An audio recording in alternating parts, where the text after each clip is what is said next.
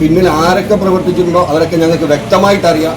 അവർ ഇത്രയും ദിവസം ഈ 2 മാസക്കാലം ഇതുമായി ബന്ധപ്പെട്ട് അവർ എന്തൊക്കെയോ കളികൾ കളിക്കാൻ പറ്റിയിട്ടുണ്ടോ എന്നുള്ളത് ഇതിൻ്റെ പിന്നിൽ പ്രവർത്തിച്ചിട്ട മുഴുവൻ കോൺഗ്രസിൻ്റെ നേതാക്കന്മാർ ഞങ്ങൾ വിളിച്ചത് കൊണ്ടുവരും ഉണ്ടാക്കിയത്. അങ്ങനെ ആയിരിക്കാം, അത് അവരോട് തന്നെ ചോദിക്കണം. അങ്ങനെ ഇതിൻ്റെ പിന്നിൽ പ്രവർത്തിച്ചിട ഒരുപാട് കോൺഗ്രസിൻ്റെ മുതിർന്ന ആളുകളുണ്ട്.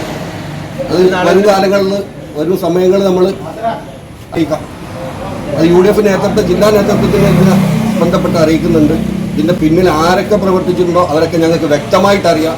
അവർ ഇത്രയും ദിവസം ഈ 2 മാസക്കാലം ഇതുമായി ബന്ധപ്പെട്ട് അവർ എന്തൊക്കെയോ കളികൾ കളിക്കാൻ പറ്റിയിട്ടുണ്ടോ എന്നുള്ളത് ഇതിൻ്റെ പിന്നിൽ പ്രവർത്തിച്ചിട്ട മുഴുവൻ കോൺഗ്രസിൻ്റെ നേതാക്കന്മാർ ഞങ്ങൾ വിളിച്ചത് കൊണ്ടുവരും.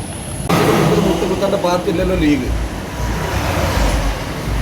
ലീഗിൻ്റെതായ നിലപാടുണ്ടല്ലോ. ലീഗിൻ്റെ നിലപാടിനനുസരിച്ചിട്ട് തന്നെയാണ് മുസ്ലിം ലീഗ് പാർട്ടി പോയിട്ടുള്ളത്. കോൺഗ്രസിൻ്റെ മുന്നിൽ മുട്ടുമടക്കാൻ ലീഗ് ആരുടെയോ ഔദാര്യത്തിൽ പ്രവർത്തിക്കുന്ന പാർട്ടിയല്ലല്ലോ. ലീഗിൻ്റെതായ നിലപാടുണ്ട്.